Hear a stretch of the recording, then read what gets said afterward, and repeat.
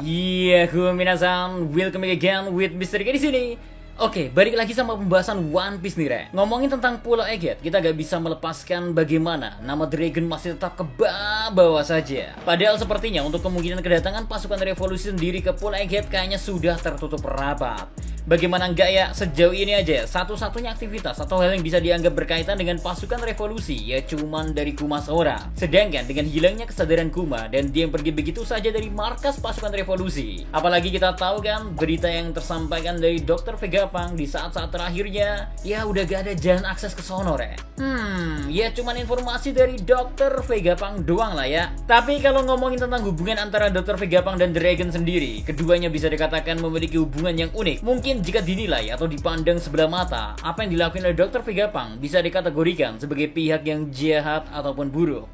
Soalnya kita tahu kan kalau keduanya baik Dr. Vegapunk dan Dragon sudah kenal sejak lama sekali. Bahkan saat insiden Ohara terjadi pun kita sempat dikasih lihat bagaimana momen keduanya sedang berbagi pandangnya akan apa yang bakal mereka masing-masing lakuin sejak saat ini sudah diperbincangkan. Dragon yang berada di pihak angkatan laut pada awalnya akhirnya memilih untuk menjadi sisi yang memberontak dengan membuat pasukan revolusi, di mana keadilan yang dia anut berarti tidak sesuai dengan apa yang sedang dilakukan oleh pihak pemerintahan dunia dan angkatan laut saat ini. Sedangkan di pihak Dr. Vegapunk ya, meski sudah mengetahui apa yang dilakukan oleh pihak pemerintahan dunia terhadap Pulau Ohara, Dr. Vegapunk malah lanjut memutuskan untuk menjadi seorang peneliti bagi pihak angkatan laut yang berafiliasi langsung dengan pihak angkatan laut pemerintahan dunia maksud Mr. K. Jadi bisa dibilang Dr. Vegapunk memberikan amunisi baru dengan berada di sisi pemerintahan dunia.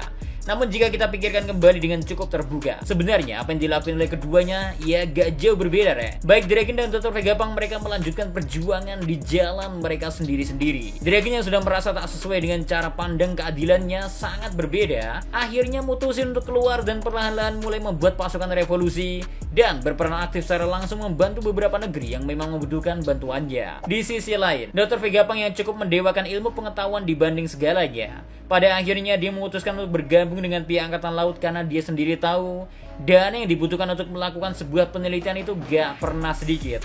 Dan berada di pihak angkatan laut tentu memudahkan dirinya untuk mengembangkan apapun yang ada di idenya. Meski poin buruknya ya, apa yang nantinya ditemukan oleh Dr. Vegapunk bakal digunakan secara buruk oleh pihak angkatan laut atau pemerintahan dunia.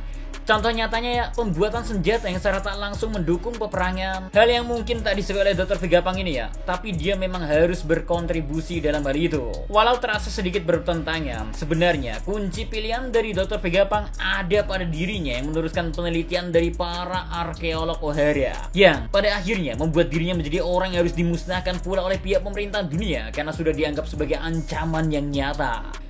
Emang sih kalau dari beberapa kelakuan Dr. Vegapunk, dia kayaknya bukan tipe peneliti yang nurut dan bisa disetir begitu doang. Ketika tak sejalan dengan hati nurani Dr. Vegapunk, mungkin dirinya akan memiliki pilihan yang berbeda. Kayak misal ya, Kuma yang diminta memiliki mode penghancur diri yang diberikan penyesuaian agar tak hanya menjadi meledak saat tombolnya dipencet. Terus ada yang lebih parah yaitu hierarki perintah tertinggi untuk menyuruh pasifista ternyata berada di diri seorang Bori, bukan Im Sama ataupun para tetua Gorose. Yang mana tentu jika orang dari pemerintah dunia mengetahui hal ini akan semakin membuat mereka marah dan ingin membunuh Dr. Vegapunk. Sekarang ya, masuk ke pembahasan yang lebih menariknya nih ya. Di akhir chapter 1064, kita pernah dikasih lihat bagaimana Dr. Vegapunk atau Shaka sempat terlihat berbicara melalui Denden Mushi dengan Dragon. Di situ Shaka terlihat berkata kalau dia sepertinya akan mati dan ini memberitahu seorang Dragon. Dulu kita mungkin mengira hal ini apa maksudnya, karena mengapa Dr. Vegapunk harus memberitahu terlebih dahulu mungkin Dragon? Apakah ada hubungannya dengan kedatangan dari pihak pasukan revolusi atau bagaimana? Dahulu mungkin hanya momen-momen seperti itulah yang muncul di benak kita. Namun sekarang ya, jika kita hubungkan dengan apa yang terungkap di chapter 1108, bagaimana Dr. Vegapunk mencoba membocorkan rahasia dari dunia, bukankah panggilan dari Shaka semakin menjadi hal yang menarik untuk dibahas? Karena pada akhirnya, bukankah panggilan dari Shaka itu semacam sebuah panggilan peringatan? Ya, memang betul kalau Shaka atau bahkan Dr. Vegapunk akan segera mati jika melihat kondisinya saat ini. Tapi alasan dia menelpon Dragon bukan hanya sekedar ingin memberitahu berita dari kematiannya, Re. Melainkan dia ingin Dragon tahu kalau nanti meski dirinya sudah mati, Dr. Vegapunk sudah menyiapkan rekaman yang akan menceritakan kepada seluruh dunia bagaimana rahasia atau kebenaran dari dunia itu sendiri. Wow. Dan saat dunia sedang diguncang oleh berita tersebut, mungkin di momen itu pula ya Dr. Vegapunk ingin kalau Dragon memanfaatkan momentum itu untuk menyerang atau memberikan pukulan terakhirnya. Soalnya jika kita hubungkan dengan kegiatan yang sedang dilakukan oleh pihak pasukan revolusi, mereka belakangan ini sedang melakukan serangan-serangan kecil, bahkan seperti menyerang kapal yang membawa makanan bagi para TNI Rubito di Marijua. Dengan tujuan mereka sedang menyiapkan waktu yang tepat untuk melancarkan serangan yang cukup telak lah ya. Dan kapan sebenarnya waktu yang tepat itu ada? Ya kapan lagi kalau bukan saat Dr. Vegapunk sudah mengungkapkan kebenaran dari dunia ini. Well, mungkinkah setelah apa yang nanti diungkap oleh Dr. Vegapunk kepada seluruh dunia, tepat setelah momen itu akhirnya pasukan revolusi kembali memunculkan diri dan melakukan serangan yang gila-gilaan? Ya, seperti itulah hubungan menarik sekaligus unik yang dimiliki oleh kedua orang yang sama-sama jenius di bidangnya masing-masing.